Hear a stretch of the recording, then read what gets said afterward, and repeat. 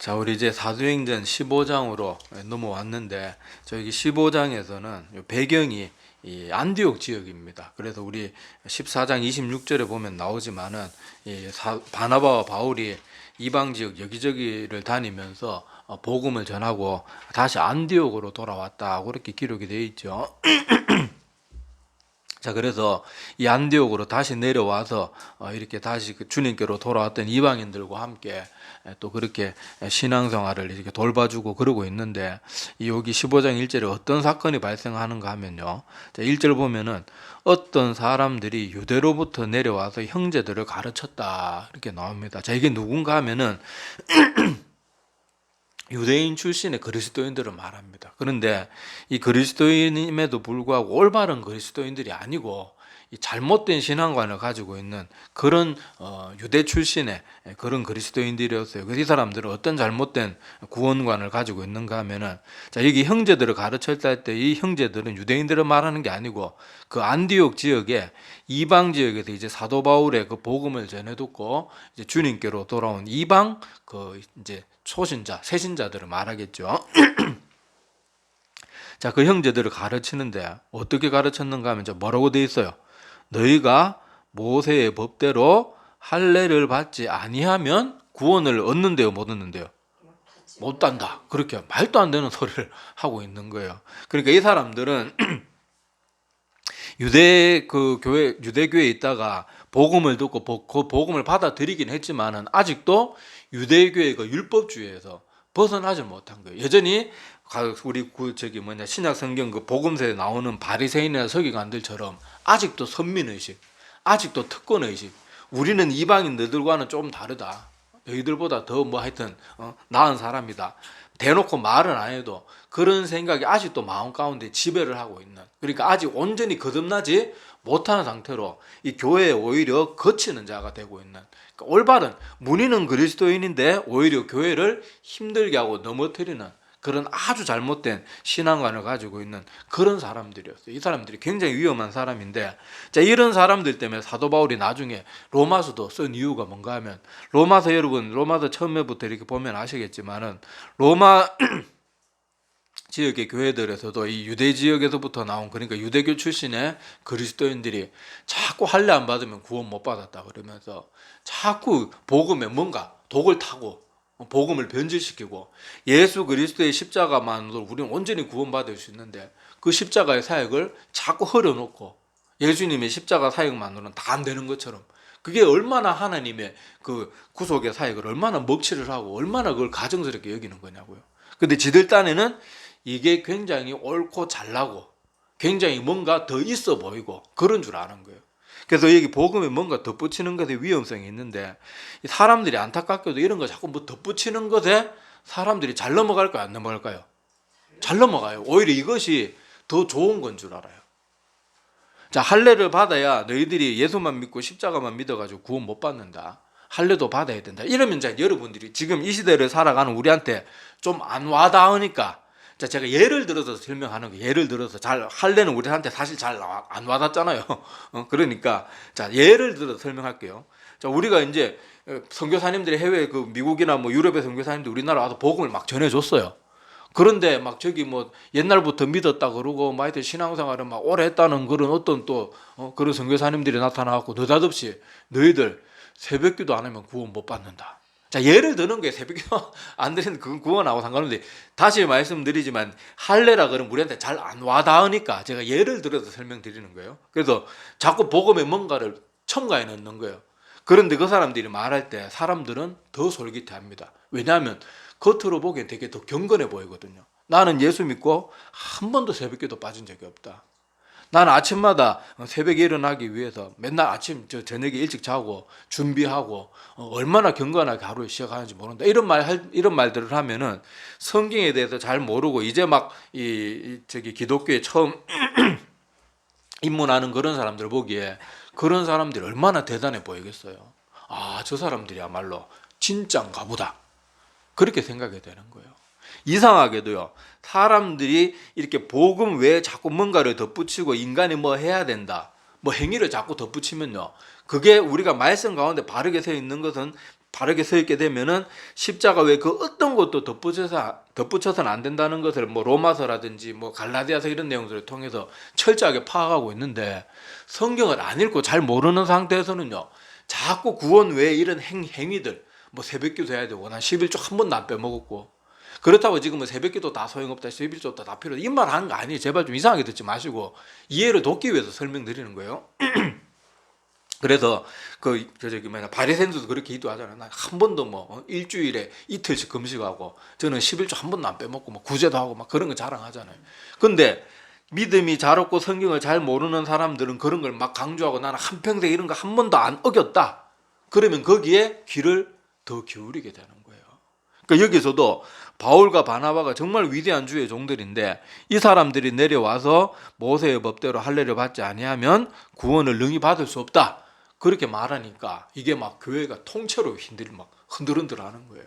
그래서 여기 이어지는 2절에 보면요, 바울 및 바나바는 이것에 대해서 잘못됐다는 알고 있지만은 나머지 사람들 이겨내지 못하는 거예요. 여기 보니까 바울 및 바나바와 그들은 유대 출신의 그리스도인들, 그러니까 무늬만 그리스도인이고 실제로는 기독교를 대적하는 사람들이죠. 사단의 수완으로서 사는 사람들이거든요. 자, 그들 사이에 적지 아니한 다툼과 변론이 일어났는데 결론을 못 내는 거예요. 그래서 어떻게 하는가 하면은 형제들이 이 문제에 대하여 바울과 바나바 및 그 중에 몇 사람을 예루살렘에 있는 사도와 장로들에게 보내기로 작정하니라. 그러니까 주님의 12 제자들이 있는 그 예루살렘에 보내가지고 이 문제는 확답을 받자. 여기서는 도저히 결론은 안 나. 그러니까 지금 누가 힘이 더 센 것 같아요?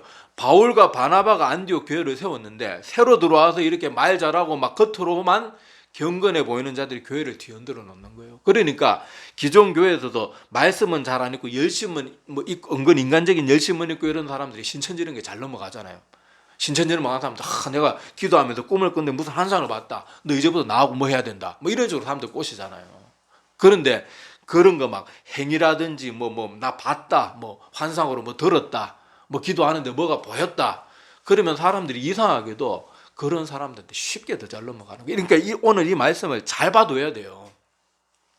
자, 그런데 여기 할례가 구원의 조건입니까? 아닙니까? 아니에요. 이거 확실히 알아야 돼요. 새벽 기도가 구원의 조건이 아니에요. 아니에요. 11조가 구원의 조건입니까? 아닙니까? 아닌데 참된 믿음 있는 사람들이 11조 안 낸다, 그건 또 말이 안 되는 거예요. 물론 11조는 구원의 조건이 아닙니다. 근데 사람들은 보면은 자기가 새벽기도 좀 하는 사람은 새벽기도 안 나온 사람 다 막 구원도 못 받을 사람인 것처럼 그렇게 얘기하고, 또 11조 생활 제대로 하는 사람들 보고 막 저거는 뭐 성도도 아니다 막 그런 식으로 또 몰아가고, 자기가 남보다 뭐 좀 잘하는 거, 더 잘하는 게 있으면 막 그게 최고이냐. 사람들이 교만과 제약으로 가득 차 있는 존재들이기 때문에요. 자기가 남보다 조금 더 나은 게 있으면 항상 그런 식으로 자기를 은근히 드러내고 다른 사람은 깎아내리고, 그 인간이 항상 그래요. 항상 그래요. 그러니까 자, 오늘 여기서도 우리가 기억해야 될 것이 뭔가 하면 이 할례가 구원의 조건이 아니라는 걸 성경을 통해서 우리가 확실히 알아야지, 제가 말한다고 여러분 제 말에 목사가 저렇게 막 저렇게 열을 내면서 설명하니까 맞는 거 이러면 안 돼요. 항상 어디서 해답을 얻어야 돼요? 성경에서 항상 해답을 얻어야 돼요. 목사가 아무리 열변을 토하고 막 목에서 피가 나오도록 뭐 열변을 토해도 믿을 필요 없어요. 꼭 명심하셔야 돼요. 자, 제가 이제부터 할례는 구원의 조건이 아니라는 것을 그렇게 설명을 잠깐 드릴게요. 자, 여러분, 아브라함이 하나님 앞에 부르심을 받을 때 할례를 받았을 때 안 받았을 때요? 심지어 여러분, 아브라함과 그 아브라함의 부모 그 조상들은 뭐 했던 사람입니까? 우상 만들어서 팔던 집이었어요. 우상으로 먹고 살던 사람들이었단 말이에요. 그런데 하나님께서 일방적으로 창세기 12장 그 내용에 보면은 너는 내가 내게 지시할 땅으로 가라. 본토 친척 아비 집을 떠나 내가 내게 지시할 땅으로 가라. 그래서 내가 너로 큰 민족을 이룰 것이다. 그 말씀을 해주신 장면이 창세기 12장에 나오잖아요. 그때 아브라함이 할례 받았어요? 안 받았어요? 안 받았죠. 그리고 여러분, 아브라함이 하나님 앞에 저 하늘에 별들을 한번 봐라. 네 후손이, 네가 지금 나이가 그렇게 많고 아내는 지금 생리도 끊어진 상태고 그렇지만은 내가 너를 통해서 이렇게 하늘의 별들과 같은 많은 자손을 줄 것이다. 그럴 때 생리적으로 우리 인간의 그런 육체적인 능력으로 이미 끝난 상태란 말이에요. 뭐 아브라함도 그렇고 뭐 더구나 아내가 이미 그 경수가 끊어졌는데 뭐 어떻게 할 거냐고요. 그런데 아브라함이 하나님께서 아브라함에게 그 말을 했을 때 아브라함이 그걸 믿으니까 하나님이 어땠다고 말해요? 아브라함이 이를 믿으니 이것을 그의 의로 여겼다. 그렇게 말합니다. 그래서 여기서도 보면은 여기 창세기 그 내용이 15장에 나오거든요. 창세기 15장 4절에서 7절에 보면 자 여호와의 말씀이 그에게 임하여 이르시되 그 사람이 내 상속자가 아니라 내 몸에서 날 자가 내 상속자가 되리라 하시고 그를 이끌고 밖으로 나가 이르시되 하늘을 우러러 뭇 별을 셀 수 있나 보라. 또 그에게 이르시되 내 자손이 이와 같으리라. 아브라함이 여호와를 믿으니 여호와께서 이를 그의 의로 여기시고 또 그에게 이르시되 나는 이 땅을 내게 주어 소유로 삼게 하려고 너를 갈대아인 우르에서 이끌어낸 여호와니라. 자, 이게 창세기 15장 4절에서 7절의 내용인데 자, 요때도 아브라함이 할례를 받은 상태 안 받은 상태예요.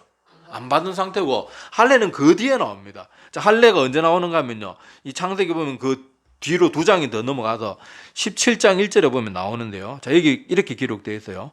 아브라함이 99세 때, 그러니까 하나님께서 이 말씀 하시고 나서도 세월이 한참 지나가지고 아브라함의 나이 99세 때, 자, 99세 때 여호와께서 아브라함에게 나타나서 그에게 이르시되 나는 전능한 하나님이라 너는 내 앞에 행하여 완전하라 하면서 여기 할례에 대한 얘기가 그 뒤에 쭉 이어지는 내용이 나옵니다. 그래서 조금 뒤로 넘어가서 창세기 17장 9절에 보면 아까 아브라함이 몇 살 때라 그랬어요?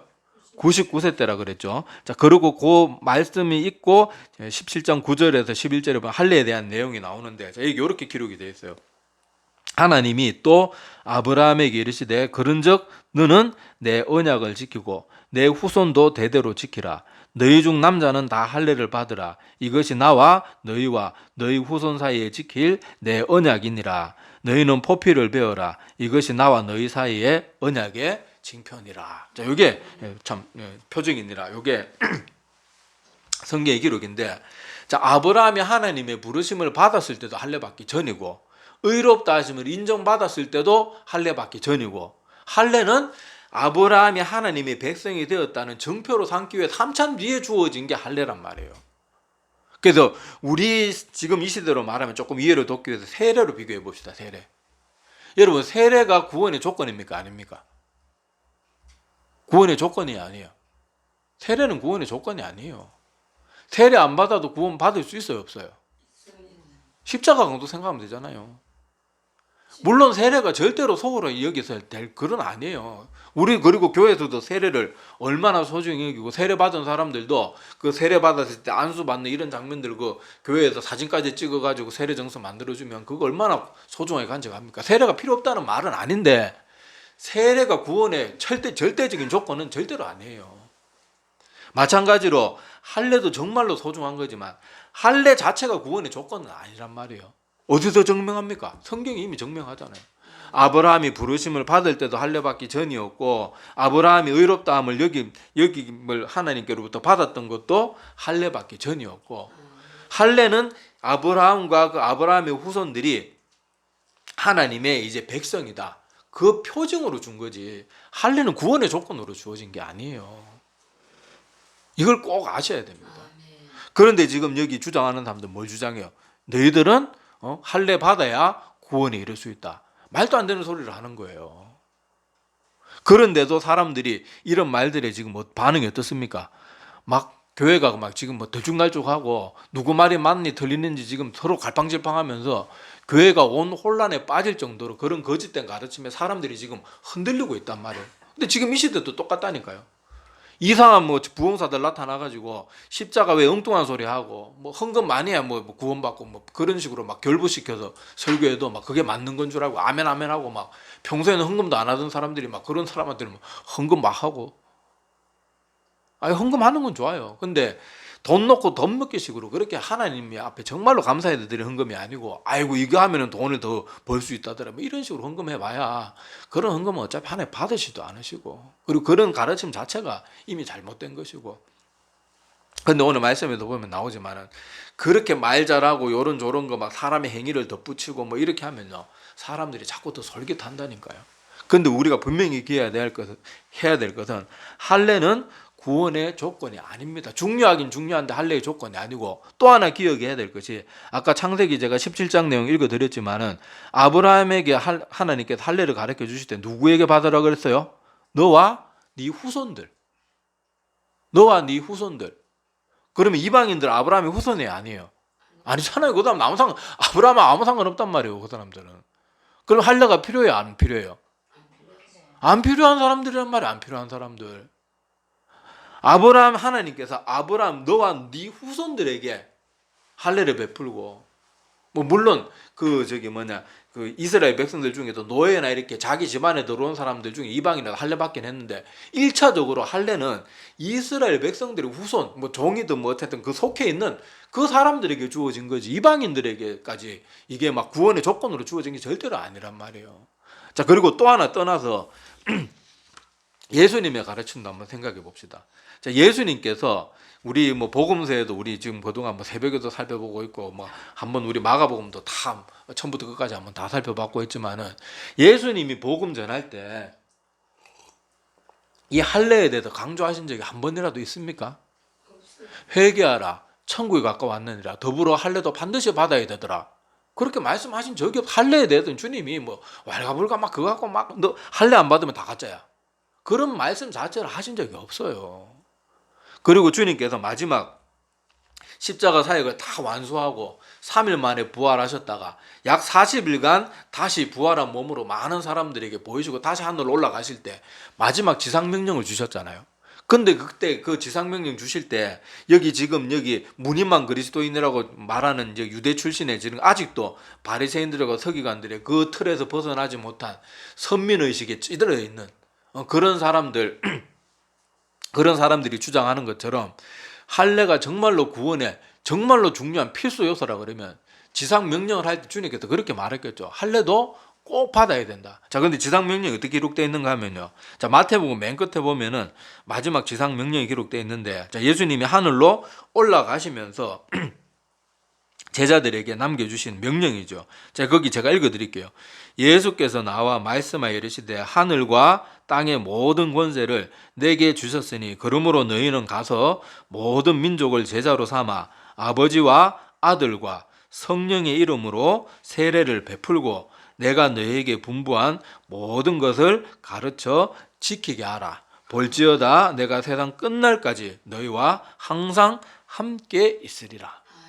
이게 주님의 지상 명령이거든요. 그런데 이 할례가 반드시 구원의 조건이라 그러면 예수님이 사람처럼 뭐 깜빡깜빡하는 그런 불완전한 존재도 아니고, 예수님은 신이신데 그걸 왜 까먹고 말 안 하겠냐고요.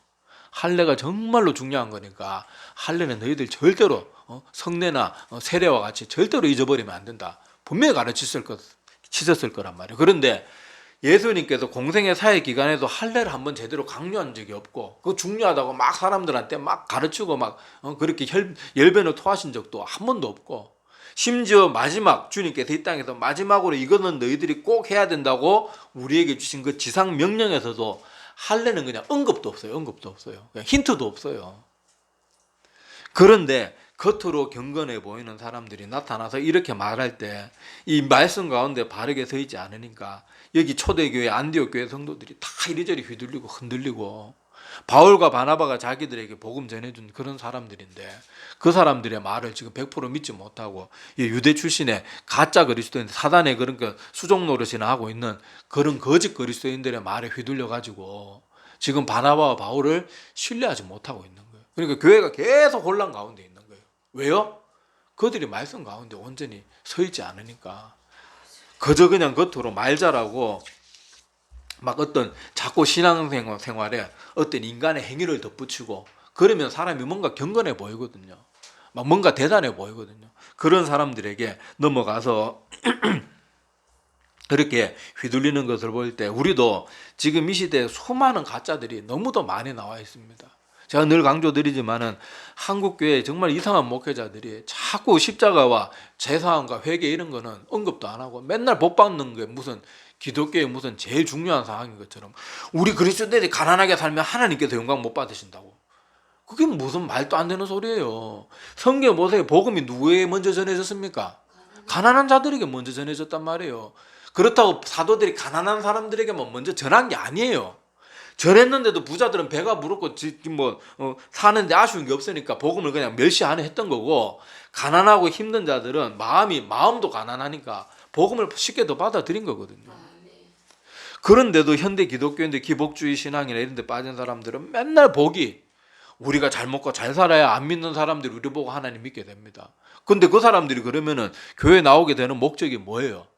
하나님이 우리의 구원자시기 때문에 나오는 게 아니고, 야, 기독교인들 예수 잘 믿으면 부자 되니까 우리도 부자 되려면 교회 가야 되겠다. 이미 그거 자체가 기독교가 아닌 거예요. 그거는 그 말 그대로 그냥 돈이 신이지. 그 사람들이 그게 무슨 그리스도가 신이고, 성부 성자 성령 하나님이 무슨 구원자 우리 예배를 받으실 만한 분이고, 거기에 그런 기독교적인 진리가 어디 있냐고요. 그저 예수 믿으면 복 주시는구나. 말이 안 돼요. 그 가르침 자체가 얼마나 형편없고 초등학생도 분별할 수 있는 그런 말들인데, 그런 목사들은 항상 설교 전에 맨날 강조하잖아요. 나 이번 교회가 100몇십 번째 특별 집회고, 부흥사로 몇 번 초청받았고, 얼마 전까지 LA에서 몇 교회를 돌면서 순회 사역하고, 지금 막 한국에 들어오자마자 내가 이 교회 와서 또 하는데, 지금 헌금 준비 안 해온 사람들 가족 한테 하지 말고 꼭 가족별로 이름 써가지고 헌금, 이 말 꼭 하죠. 레파토리 똑같아, 부흥사들 보면. 그래가지고 막 헌금 많이, 물론 사람이 하나님을 사랑하는 마음이 있으면 헌금의 정성이 담기게 마련이겠죠. 근데 헌금이 신앙인 것처럼 그렇게 말해서는 그건 안 되는 거예요. 근데 사람들은 그렇게 말 잘하고, 막 그 교회 목사의 그 교회가 막 성도 몇 명이고, 막 외국에서 유학도 했고, 막 박사 학위도 있고, 막 맨날 해외 그렇게 순회 강연도 다니고 그런다 그러면요, 다 그냥 솔깃솔깃 해가지고 다 넘어가는 거예요. 그러니까 우리가 이런 데 빠지지 않기 위해서는요, 말씀만 확실히 알고 있으면 아무리 그 사람들이 와서 떠들어도 눈 하나 깜짝 안 하고 분별력이 생기기 때문에 오히려 그 사람들을 위해서 불쌍해서 기도가 나오게 됩니다. 우리가 그 정도 될 때까지 말씀 가운데 철저하게 깨어 있어야 돼요. 지금도 사람들이 아까도 말했다시피 새벽기도 강조하고 11조 강조하고 막 그런 식으로 인간이 외적인 행위로 지킬 수 있는 것들을 막 강조해서, 이런 거야 참된 그리스도인, 이거 안 하면 가짜고, 이런 거 아는 그리스도가 엘리트 그리스도인이고, 그거 아닌 사람은 가짜고. 여러분, 미국에 새벽기도 있습니까? 없습니까? 저 유럽과 미국에 새벽기도 있는 게 없잖아요. 근데 거기에서도 순교자들 얼마나 많이 나왔습니까? 우리나라에 와서 이렇게 젊은 나이 막 이제 만 19세 20 막 한두 살 됐는 선교사님들 이 땅에 와서 풍토병 걸려가지고 복음 전하다가 몇 년 사역도 못하고 돌아가신 분들 얼마나 많습니까? 그 사람들이 물론 저기 평양 대부흥 운동회 때 선교사님들 중에도 새벽기도 한 분도 있지만은, 새벽기도 같은 거 뭔지도 모르는데 순교의 자리까지 나간 사람들도 많단 말이에요. 그런데 새벽기도 막, 제가 다시 말씀드려요. 이렇다고 새벽기도 다 필요 없다, 이거 다 소위를 해도 돼, 그렇게 제발 알아듣지 마세요. 정말 하나님 사랑하는 마음이 있으면 하루의 시작을 하나님 앞에 기도와 예배로 드리는 거 하나님도 기뻐하시고 나에게도 얼마나 유익이 됩니까? 필요 없다는 말이 아닌데 제가 예를 들어서 자꾸 설명하는 거니까 오해하지 말고 들으세요. 그런 식으로 새벽기도 해야지 진짜 그리스도인이고, 안 하면 다 가짜다, 이게 옳은 말씀입니까? 잘못된 말씀입니까? 잘못된 거예요. 잘못된 거. 그런데 이런 거 강조하면 사람들이 넘어간다니까요. 맞아. 저 목사님 나이 어려서부터 초등학교 때부터 새벽기도 한 번도 안 받았다 그러는데, 저게 진짜 그리스도인이지. 아이고, 나는 이때까지 새벽기도 한 번도 안 됐으니까 나 지옥 백성인가 보다. 그리고 어떤 사람은 태생적으로 새벽에 진짜 못 드는 사람들이 있단 말이에요. 물론 저도 그런 사람이었는데 하면 되긴 돼요. 일단 변명입니다. 원래 저는 아침 늦게까지 자야 되는 사람인데, 저는 야행성이거든요. 저는 새벽에 막 정신이 맑아져. 공부할 때도 막 새벽 1시 2시 때 그러면 막 정신이 막 말짱해가지고 막 그때 뭔가 잘 되고 집중이 잘 되고, 그리고 저는 아침에 되면 막 허리멍덩해가지고 막 잘 안 돼요. 물론 하면 노력하면 되긴 되는데, 자, 그렇다고 새벽기도가 구원의 조건이거나 참된 그리스도의 조건이거나 그런 거 아니란 말이에요. 근데 사람들이 그런 거 말하면 막 거기 휘둘려가지고 마음에도 없는 새벽기도 막 억지로 드리고, 또 한 번 좀 새벽기도 다니면 또 어깨가 막 힘이 들어가가지고 막 안 다니는 사람 앞에서 막 은근히 막 뻐기고, 안 나온 사람 무슨 막 가짜 그리스도인인 것처럼. 그러다가 만약에 막 공산군이 쳐들어왔다. 근데 새벽기도 가는 사람들은 전부 도망가고, 새벽기도도 안 가고 막 아침에 졸던 사람이 순교의 자리에 나가고 그럴 수 있단 말이에요. 얼마든지 그럴 수 있단 말이에요. 그러니까 쓰잘데기 없는 인간의 행위가 첨가되는 그런 거 가지고 자꾸 구원의 조건이냐 착각하지 말고 오직 진리 가운데 바로 깨어 있을 수 있어야 돼요. 다시 말하지만은 우리의 구원의 유일한 조건은 뭡니까? 예수 그리스도의 십자가. 그러니까 여러분 사도 바울 보세요. 참된 그리스도인인 사도 바울은 누구보다도 할례에 대해서 얼마든지 자랑할 자격도 있고 자랑할 만한 사람이었어요. 여기 사실 여기 어떤 여기 오늘 사도행전 15장 1절에 나오는 어떤 유대로부터 온 어떤 사람들보다 사도 바울이 차라리 이거 강조할 만한 자격이 훨씬 더 있었던 사람이에요. 근데 사도 바울이 예수 그리스도를 다메섹 도상에서 만나고 참된 그리스도인이 되고 나서 딱 무슨 고백을 합니까? 내가 그리스도의 십자가 외에는 모든 것을 다 잊어버리기로 작정했다. 사도 바울이 한평생 이루어놓은 학문이 얼마나 많은 사람이고 머리가 천재예요. 사도 바울은. 그런데 예수 그리스도 만나고 한 번이라도 그런 자랑합니까? 안 하잖아요. 무식한 사람 앞에 가서 똑같이 무식한 사람인 척하면서 말씀 전하고 이방인에 가서는 이방인인 것처럼 그렇게 가서 복음 전하고 오직 사도 바울의 마음에는 뭐만 있어요? 십자가 복음 전하는 거 말고는 없어요. 이게 참된 그리스도인의 모습이란 말이에요. 그런데 거짓 그리스도인들은 자꾸 뭘 덧붙인다니까요. 뭐 새벽기도 덧붙이고 헌금 덧붙이고 11조 덧붙이고 전도 많이 하고 몇 명이서 안 하면 가짜고 막. 물론 그런 거지. 정말로 믿음이 좋은 사람들 그렇게 안 시켜도 하게 돼 있어요. 그런데 그런 걸로 자꾸 외적인 조건들로 모든 걸 판단하려고 하면 잘못된 길로 간다는 거예요. 또 다른 사람 실족하게 만들고. 우리 새벽에도 지금 말씀 나눴지만은 예수님이 실족해 하는 자는 어떻게 하라 그랬습니까? 연자맷돌을 메고 차라리 바다에 던지거라. 그게 낫다. 그런데 이상하게도 사람들은 오직 십자가 복음만 전하고 예수 그리스도의 그 복음을 듣고 참된 회개 이런 거 강조하는 말은요. 뭐 당연한 거지. 별로 중요하게 생각 안 하고 꼭 이렇게 외적인 인간적인 행위를 뭐 강조하고 막 봉사하고 뭐 교회에서 적어도 몇 개씩 봉사해야 된다. 그런 거 강조하면 그런 거 가지고 자꾸 자기 믿음을 그런 걸로 평가하려고 하고. 물론 다시 말씀드리면 제발 제 말 오해해서 듣지 마세요. 새벽기도 필요 없고 헌금 필요 없고 교회에서 봉사할 필요 없고 외적인 게 다 필요. 그 말 하는 게 아니에요. 참된 믿음이 있으면 이게 없을 수가 없어요. 참된 믿음 있는 사람이 어떻게 예배 함부로 드리고 뭐 11조도 안 하고 뭐 헌금 생활도 똑바로 안 하고 뭐 기도도 안 하고 뭐 그게 말이 되는 소리입니까? 그런데 이것 자체로 모든 걸 판단하려고 하면 얼마든지 오류가 있을 수 있고 잘못된 길로 갈 수가 있고 구원의 유일한 조건인 십자가 외에 다른 것들 자꾸 구원의 조건이냐 끌어들이는 어마어마한 실수를 하게 된단 말이에요. 그 어마어마한 실수는 결국 저 지옥문을 활짝 열어버리는 그런 일이 되는 거예요. 그러니까 이게 위험한 것이거든요. 그러니까 우리는 다시 한번 기억해야 될 것이 우리의 구원은 오직 예수 그리스도의 십자가 구원. 우리의 구원은 내가 이룬 게 아니고 누가 이뤘어요? 예수님이 대신 죽어주시면서까지 이루어 주셨고 우리가 할 수 있는 것은 구원을 위해 살 수 있는 건 아무것도 없어요.